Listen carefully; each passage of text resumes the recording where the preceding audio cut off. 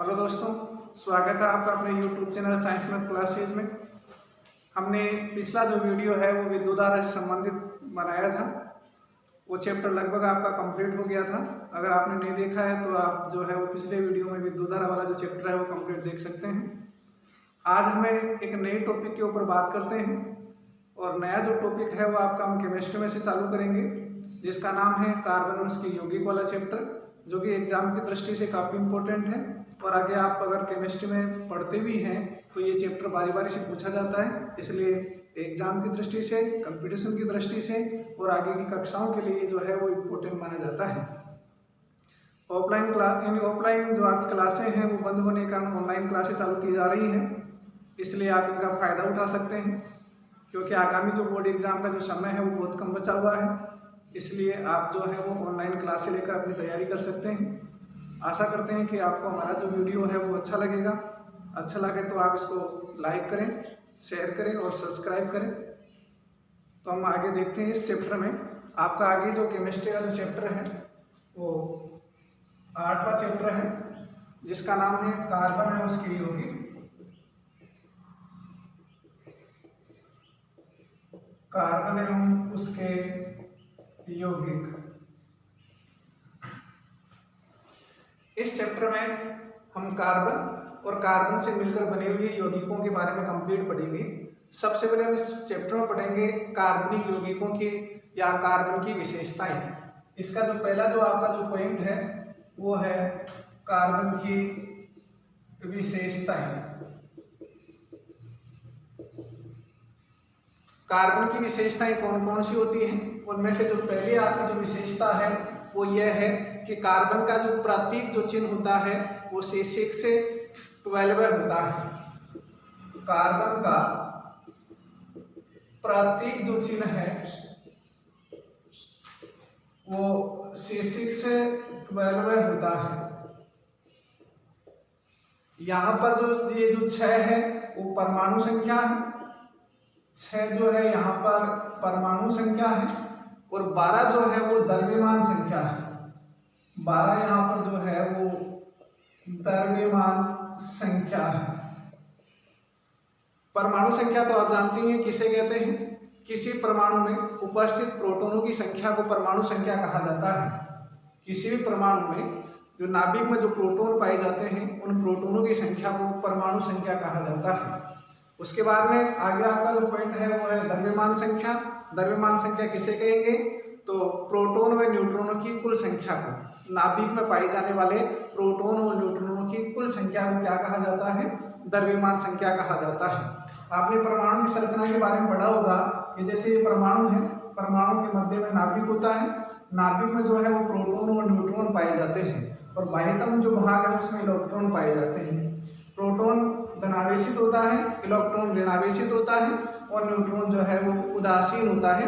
इसके ऊपर न धनावेश होता है और न ऋणावेश होता है। तो ये जो प्रोटॉनों की जो संख्या है नाभिक में, ये प्रोटॉनों की जो संख्या है वो तो परमाणु संख्या कहलाती है। प्रोटॉन और न्यूट्रॉन इन दोनों की ये जो संख्या है वो द्रव्यमान संख्या कहलाती है। प्रोटॉन जितने होंगे उतने ही इलेक्ट्रॉन होते हैं, इसलिए परमाणु विद्युतीय रूप से उदासीन होता है। परमाणु में जितने इलेक्ट्रॉन पाए जाते हैं उतने ही प्रोटॉन होते हैं, इसलिए परमाणु विद्युतीय रूप से क्या माना जाता है? उदासीन माना जाता है। तो कार्बन का जो प्रतीक जो चिन्ह है वो C6 से 12 होता है। तो 6 यहाँ पर परमाणु संख्या है और 12 यहाँ पर द्रव्यमान संख्या है। उसके बाद हम दूसरी विशेषता की बात करते हैं। तो कार्बन परमाणु की जो दूसरी जो विशेषता है वो यह है कि इसका जो इलेक्ट्रॉनिक जो विन्यास है वो 1s2, 2s2 और 2p2 होता है। इसका जो इलेक्ट्रॉनिक जो विन्यास है, इलेक्ट्रॉनिक विन्यास, कार्बन का जो इलेक्ट्रॉनिक जो विन्यास है वो 1s2, 2s2, 2p2 होता है। ये ध्यान रखना है। कार्बन का जो इलेक्ट्रॉनिक जो विन्यास है वो 1s2, 2s2, 2p2 होता है। ये जो इलेक्ट्रॉनिक विन्यास है वो काफ़ी बार बोर्ड एग्जाम में और कंपटीशन एग्जाम में पूछा जाता है कि इलेक्ट्रॉनिक विन्यास किसी भी परमाणु का पूछा जा सकता है। तो इसको लिखते कैसे हैं वो आप लोगों को आता होगा। अगर नहीं आता है तो मैं थोड़ा सा आपको स्पष्ट करके और बता देता हूँ कि परमाणु में जो इलेक्ट्रॉन भरे जाते हैं वो कक्षक में भरे जाते हैं। परमाणु में जो इलेक्ट्रॉन भरे जाते हैं वो कक्षक में भरे जाते हैं। कक्षक 4 होते हैं, एस कक्षक, पी कक्षक, डी कक्षक और एफ कक्षक। कक्षक जो है परमाणु में वो 4 प्रकार के होते हैं। कितने प्रकार के होते हैं? 4 प्रकार के। उनमें से पहला जो प्रकार है वो है आपका एस कक्षक, दूसरा आपका जो है वो है पी कक्षक, तीसरा जो है आपका वो है डी कक्षक और चौथा जो है वो आपका वो है एफ कक्षक। इन कक्षकों के अंदर इलेक्ट्रॉन भरे जाते हैं। एस कक्षक के अंदर 2 इलेक्ट्रॉन भरे जाते हैं। अधिकतम जो है वो कितने इलेक्ट्रॉन भरे जाते हैं? 2 इलेक्ट्रॉन। पी कक्षक में अधिकतम जो है वो 8 इलेक्ट्रॉन भरे जाते हैं। पी कक्षक में अधिकतम में 8 इलेक्ट्रॉन भरे जाते हैं। डी कक्षक में अधिकतम 10 इलेक्ट्रॉन भरे जाते हैं। कितने भरे जाते हैं? 10 से। ऐसे एफ कक्षक में अधिकतम जो है वो 14 इलेक्ट्रॉन भरे जाते हैं।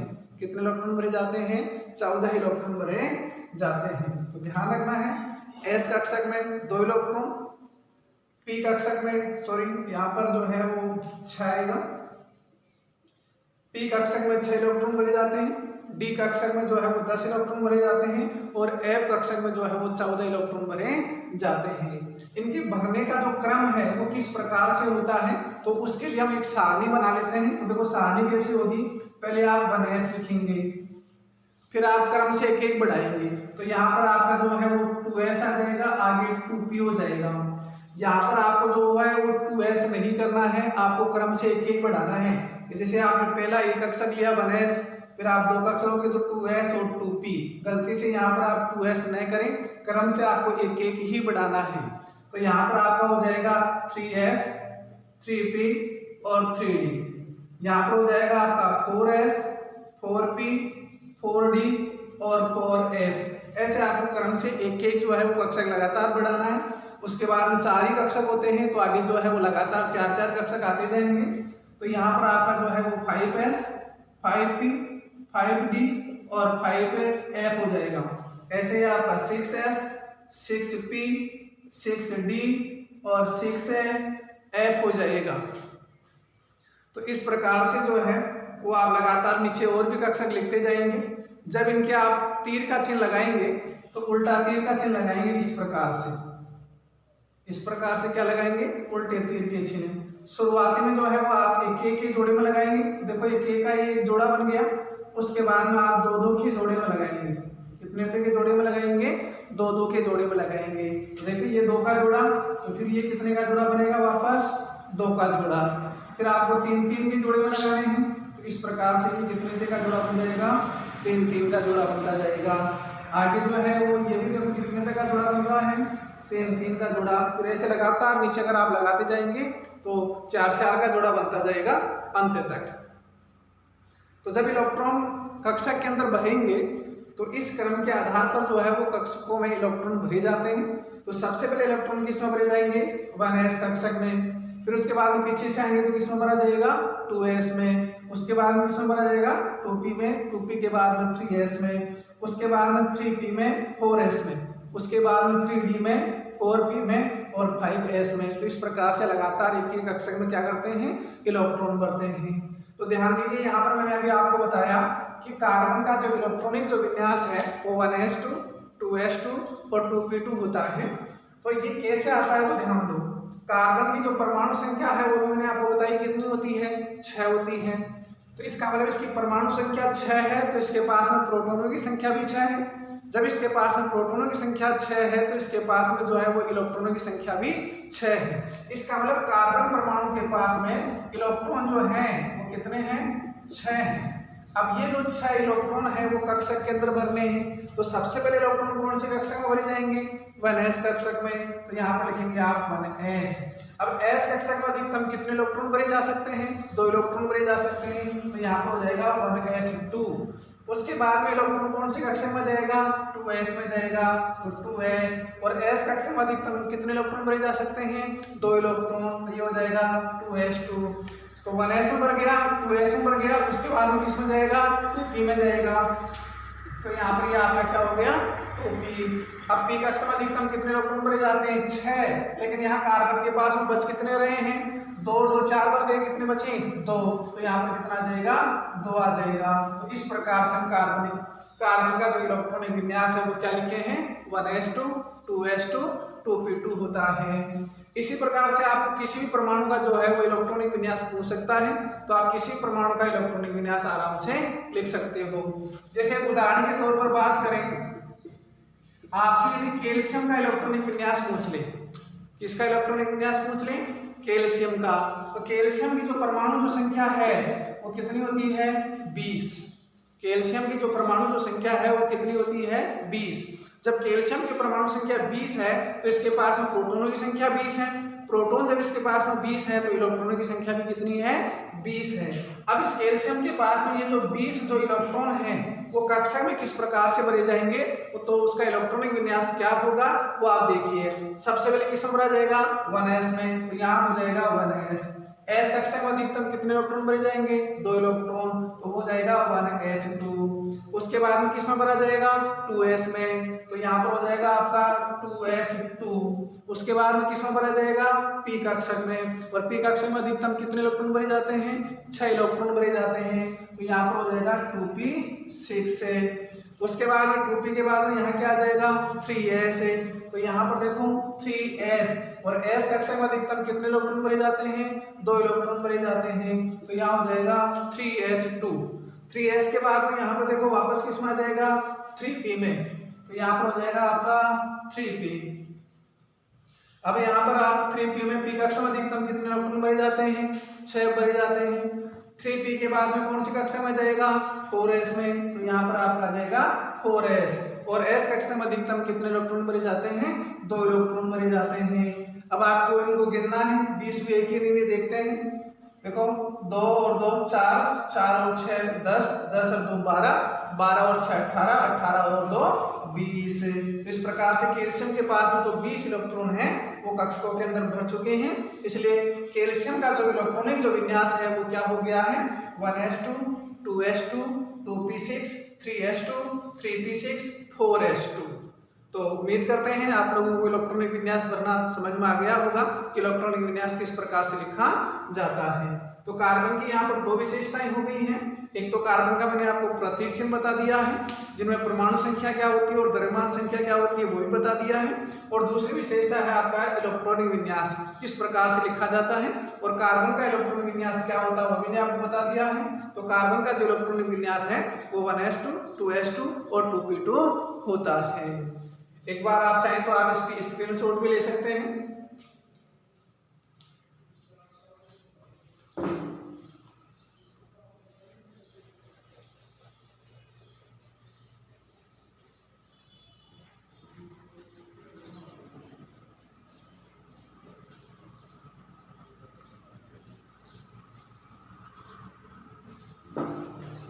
कार्बन की अगली जो विशेषता है तो तीसरी विशेषता देखेंगे हम कौन सी होती है। तो कार्बन की जो तीसरी जो विशेषता होती है वो ये होती है कि कार्बन की जो संयोजकता है वो 4 होती है। कार्बन चतुर्संयोजी होता है। कार्बन की जो संयोजकता होती है, कार्बन की जो संयोजकता होती है वो 4 होती है। कार्बन की तीसरी विशेषता है, कार्बन की जो तीसरी विशेषता है वो क्या है कि कार्बन की जो संयोजकता है वो कितनी होती है 4 होती है। तो सबसे पहले यहाँ पर पॉइंट ये आता है कि संयोजकता क्या होती है। संयोजकता क्या होती है तो किसी परमाणु के बाह्यतम कोश में जो मुक्त इलेक्ट्रॉन होते हैं उन मुक्त इलेक्ट्रॉनों की संख्या को संयोजकता कहा जाता है। किसी परमाणु के बाह्यतम कोश में जो मुक्त इलेक्ट्रॉन होते हैं उन मुक्त इलेक्ट्रॉनों की संख्या को क्या कहा जाता है संयोजकता कहा जाता है। या आप इसकी दूसरी परिभाषा ये भी बता सकते हैं, किसी परमाणु के बाह्यतम कोश द्वारा दिए जाने वाले या लिए जाने वाले परमाणुओं की जो कुल संख्या होती है उसको भी क्या कहा जाता है संयोजकता कहा जाता है। तो मैं यहाँ पर इसकी परिभाषा लिख देता हूँ, ध्यान दीजिए। किसी परमाणु के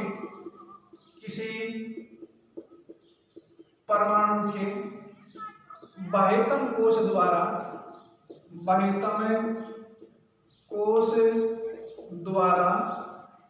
दिए जाने वाले या लिए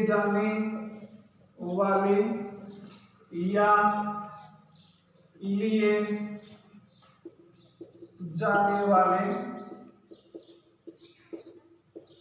परमाणुओं की संख्या को परमाणुओं की संख्या को संयोजकता कहते हैं, संयोजकता कहते हैं। तो परिभाषा याद हो गई होगी। किसी परमाणु के बाह्यतम कोश द्वारा दिए जाने वाले या लिए जाने वाले परमाणुओं की संख्या को क्या कहा जाता है? संयोजकता कहा जाता है। कई बार ये भी आपको सुनने को मिला होगा कि किसी परमाणु की संयोजकता प्लस होती है और किसी परमाणु की संयोजकता माइनस होती है, यानी धनावेश और ऋणावेश। तो जो परमाणु बाह्यतम कोश से इलेक्ट्रॉन देता है उसकी संयोजकता धनावेश होती है, और जो परमाणु बाह्यतम कोश में इलेक्ट्रॉन लेता है उसकी संयोजकता माइनस होती है, यानी ऋणावेश होती है। तो देने वाले परमाणु की संयोजकता धनावेश और लेने वाले परमाणु की जो संयोजकता है वो ऋणावेश होती है। तो ये आपकी संयोजकता की क्या हो गई? परिभाषा। तो मैंने यहाँ क्या कहा कि कार्बन की जो संयोजकता है वो क्या होती है? 4। इसका मतलब कार्बन जो है वो 4 अन्य परमाणुओं से जुड़ सकता है। कार्बन जो परमाणु है वो 4 संयोजकता होने के कारण 4 अन्य परमाणुओं से जुड़ सकता है। ठीक है, जैसे आपको किसी की संयोजकता निकालनी है, जैसे मान लो कार्बन की निकालनी है, तो कार्बन की जो परमाणु जो संख्या है वो कितनी है? 6। कार्बन की जो परमाणु संख्या है वो कितनी है? 6। इन 6 में से 2 इलेक्ट्रॉन तो के कोश में भर जाते हैं। 2 इलेक्ट्रॉन तो कहाँ भर गए? के कोश में। अब बचे एल कोश। एल कोश में जो है वो कितने इलेक्ट्रॉन भरेंगे? 4 इलेक्ट्रॉन भरेंगे। अब एल कोश पूरा भरा हुआ नहीं है, इसलिए कार्बन परमाणु का बाह्यतम जो कोश है वो किसको माना जाएगा? एल कोश को। कार्बन परमाणु का जो बाह्यतम जो कोश है वो किसको माना जाएगा? एल कोश को। और एल कोश में कितने इलेक्ट्रॉन है? 4। अब इसको पूरा भरने के लिए कितने इलेक्ट्रॉन और चाहिए? 4 चाहिए। या इसको रिक्त करने के लिए कितने बार निकालने हैं? 4। तो ये 4 परमाणु दे भी सकता है और 4 परमाणु ले भी सकता है। इसलिए दिए जाने वाले या लिए जाने वाले परमाणु की जो पूरी जो संयोजकता है वो कितनी हुई? 4। इसलिए यहाँ कार्बन की जो संयोजकता है वो कितनी होती है? 4 होती है। आप अन्य उदाहरण भी देख सकते हैं। जैसे मान लो आपका क्लोरीन परमाणु है। कौन सा परमाणु है? क्लोरीन परमाणु। और क्लोरीन परमाणु की जो परमाणु जो संख्या है वो 17 होती है। क्लोरीन परमाणु की जो परमाणु जो संख्या है वो कितनी होती है? 17। 17 में से देखो कोशों में अगर इलेक्ट्रॉन भरेंगे तो आपके कोश है के, एल, एम, एन। तो यहाँ पर देखो 2 इलेक्ट्रॉन तो किसमें भर जाएंगे? के कोश में। 8 इलेक्ट्रॉन किसमें भर जाएंगे? एल कोश में। और एम कोश में कितने इलेक्ट्रॉन जाएंगे? 7, क्योंकि 2 और 8 कितने हो गए? 10। बचे कितने? तो 17 में से 7। तो एम कोश में कितने इलेक्ट्रॉन चले गए? 7। तो क्लोरीन परमाणु का बाह्यतम जो कोश है वो किसको माना जाएगा? एम कोश को। और एम कोश में मुक्त इलेक्ट्रॉन की संख्या कितनी है? 7। अब ये अपना कोश पूरा करने के लिए बाह्यतम कोश में 1 इलेक्ट्रॉन लेगा, इसलिए लेने वाले परमाणु की जो इलेक्ट्रॉन की जो संख्या है वो कितनी है? 1। इसलिए क्लोरीन परमाणु की संयोजकता कितनी हुई? 1। लेकिन यहाँ पर इलेक्ट्रॉन ले रहा है तो लेने वाले के ऊपर क्या आता है? ऋणावेश आता है। इसलिए यहाँ पर क्लोरीन परमाणु की जो संयोजकता है वो -1 होती है। क्या होती है? -1 होती है। इसी प्रकार से जैसे मान लो आपका सोडियम परमाणु है। कौन सा परमाणु है? सोडियम परमाणु। और सोडियम परमाणु की जो परमाणु जो संख्या है वो 11 होती है। सोडियम परमाणु की जो परमाणु जो संख्या है वो कितनी होती है? 11 होती है। अब इसकी जो परमाणु संख्या जो 11 है, इसको भी अगर हम कोशों के अंदर भरेंगे तो देखो कैसे आएगा आपका के, एल, एम, एन। ये आपके कोश है। तो सबसे पहले के कोश में 2 इलेक्ट्रॉन भरे जाएंगे। उसके बाद में एल कोश में 8 इलेक्ट्रॉन भरे जाएंगे। तो 8 और 2 10 हो गए। अब कितना बच रहा है? 1 बच रहा है। वो 1 इलेक्ट्रॉन कहाँ चला जाएगा? आपका एम कोश में। तो सोडियम परमाणु का जो बाह्यतम जो कोश है वो भी क्या माना जाएगा? एम माना जाएगा। अब इसके बाह्यतम कोश में 1 इलेक्ट्रॉन है और कोश को पूरा करने के लिए 7 इलेक्ट्रॉन और चाहिए। तो ये 7 इलेक्ट्रॉन ले नहीं सकता क्योंकि ज्यादा है। तो ये कम 1 इलेक्ट्रॉन इसका क्या कर देगा? त्याग कर देगा, यानी दूसरे परमाणु को ये अपना 1 इलेक्ट्रॉन दे देगा। तो सोडियम परमाणु के द्वारा इलेक्ट्रॉन देने की जो संख्या है वो कितनी है? 1। इसलिए सोडियम परमाणु की जो संयोजकता है वो भी कितनी हुई?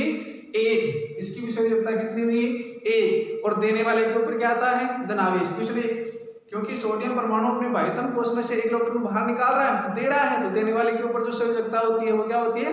+1। तो यहाँ पर धनावेश में क्या हो जाएगी? +1। तो ये जो है अब 1 होती है तो उसको ऐसे लिख देते हैं डायरेक्ट प्लस। तो ये भी 1 ही है। यहाँ जैसे क्लोरीन है तो इसके अगर आप ऐसे माइनस लगाते हो तब भी ये क्या है? 1 ही है। तो सोडियम परमाणु की जो संयोजकता है वो भी क्या है? +1 है। तो अब आपको उम्मीद करते हैं संयोजकता चीज समझ में आ गई होगी कि संयोजकता की परिभाषा क्या थी कि किसी भी परमाणु के बाह्यतम कोश में तो मुक्त इलेक्ट्रॉनों की जो संख्या होती है उसको क्या कहा जाता है, संयोजकता कहा जाता है। इसकी मैंने आपको दूसरी परिभाषा बताया, किसी परमाणु के बाह्यतम कोश द्वारा दिए जाने वाले या लिए जाने वाले परमाणुओं की जो कुल संख्या होती है वो संयोजकता कहलाती है। अब जो परमाणु इलेक्ट्रॉन देता है उसके ऊपर धनावेश आ जाता है और जो परमाणु इलेक्ट्रॉन लेता है उसके ऊपर ऋणावेश आ जाता है। जैसे हमने उदाहरण के माध्यम से पढ़ लिया है कि कार्बन की जो संयोजकता है वो 4 होती है, क्लोरीन परमाणु की जो संयोजकता है वो -1 होती है, सोडियम परमाणु की जो संयोजकता है वो +1 होती है।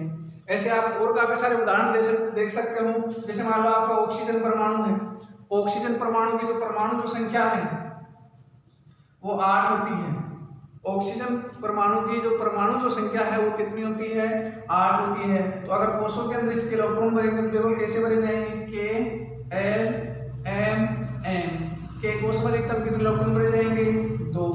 एल कोष में कितने जाएंगे, अब 6, क्योंकि 8 में से 2 तो केवल भर दिए, बचे कितने 6, तो वो 6 किस में जाएंगे, एल कोष में। तो ऑक्सीजन परमाणु का बाह्यतम कोष कौन सा माना गया है, एल कोष माना गया है। अब इसके पास में 6 इलेक्ट्रॉन है और अपना कोष पूरा करने के लिए 8 इलेक्ट्रॉन चाहिए, तो 2 इलेक्ट्रॉन ये और ग्रहण करेगा, क्योंकि 6 ज्यादा इसलिए देगा नहीं, 2 की आवश्यकता है कम की, तो ये ग्रहण कर लेगा। तो 6 और 2 कितने हो जाएंगे, 8 हो जाएंगे। तो लेने वाले परमाणु की संख्या कितनी हुई, 2। इसका मतलब ऑक्सीजन की संयोजकता भी कितनी होगी, 2। तो ऑक्सीजन की संयोजकता कितनी होगी, 2। अब ये 2 इलेक्ट्रॉन दे रहा है कि ले रहा है, तो ये 2 इलेक्ट्रॉन क्या कर रहा है, ले रहा है। तो ले रहा है तो लेने वाले के ऊपर क्या आता है, माइनस, तो यहाँ पर इसकी संयोजकता क्या हो जाएगी, 2-। ऑक्सीजन की जो संयोजकता है वो ऋणावेश में होती है और कितनी होती है, 2 होती है। तो उम्मीद करते हैं आप लोगों को जो है वो संयोजकता अच्छे समझ में आ गई होगी। अगर फिर भी कोई प्रॉब्लम हो तो आप कमेंट बॉक्स में जो लिखकर आप जो है वो भेज दीजिए, आपको उसका जवाब मिल जाएगा। तो हमने 3 विशेषताएं पढ़ ली है, क्या कर लिया है, 3 विशेषताएं। चाहे तो आप इसकी स्क्रीनशॉट भी ले लें, मैं इसको थोड़ा रब कर देता हूं।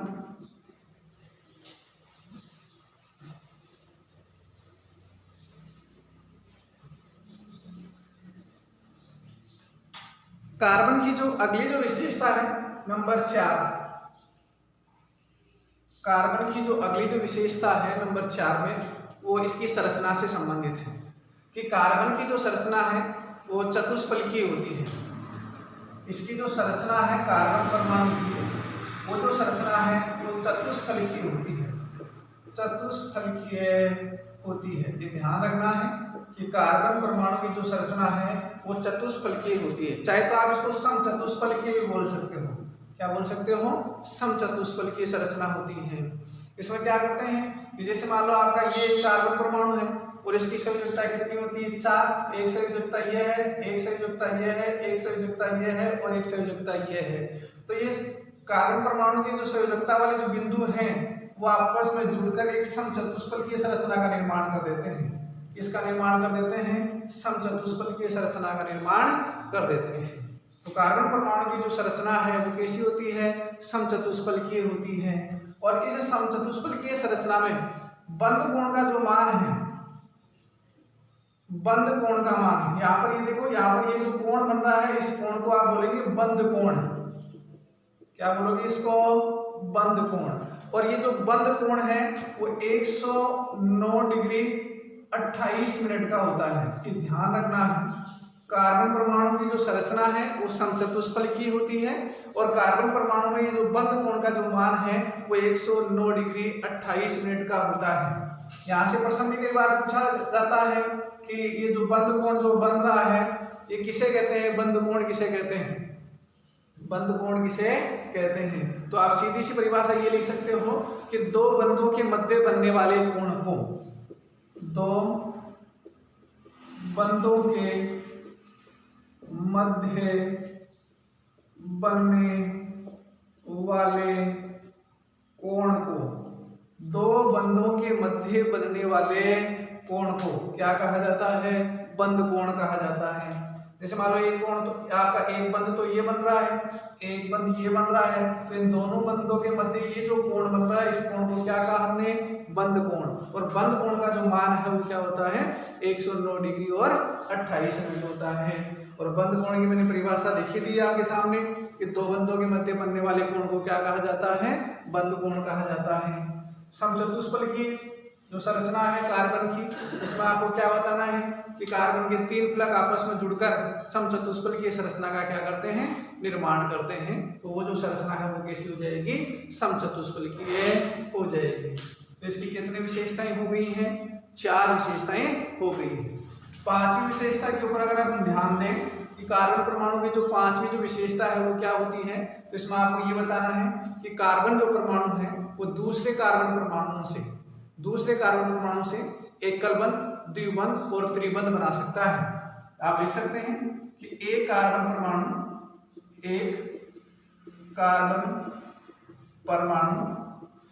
दूसरे कार्बन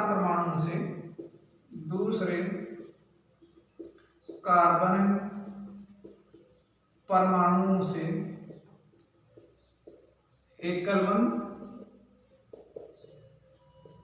द्विबंध व त्रिबंध बना सकता है।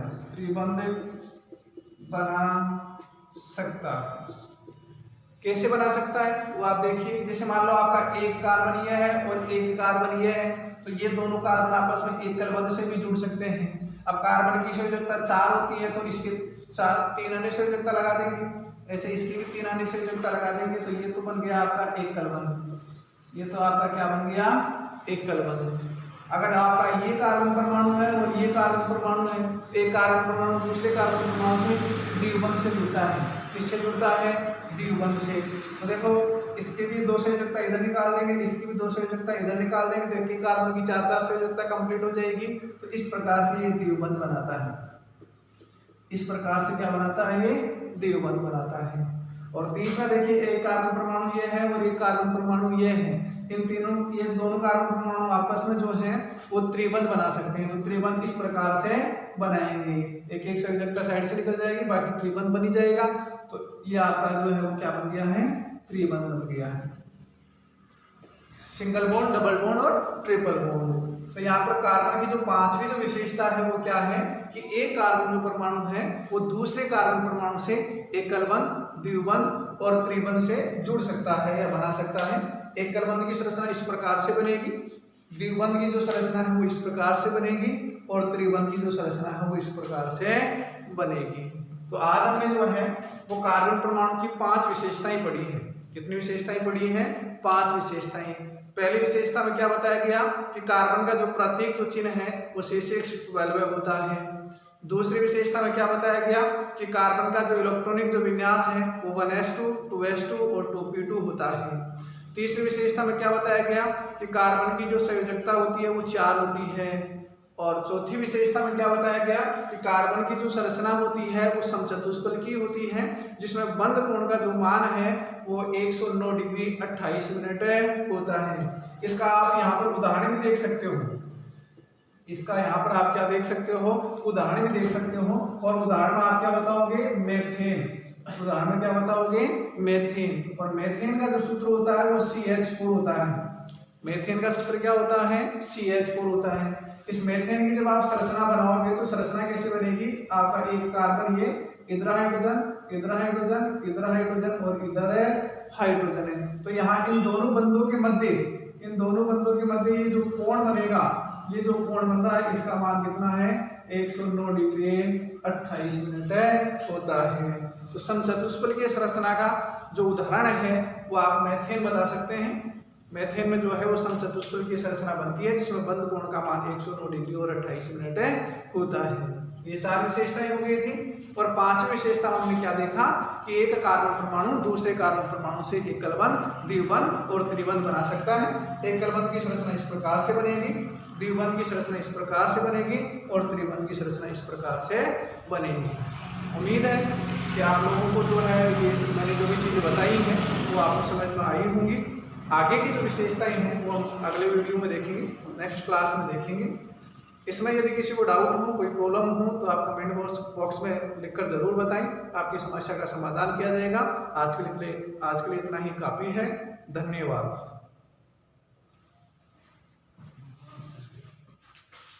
हेलो बड़े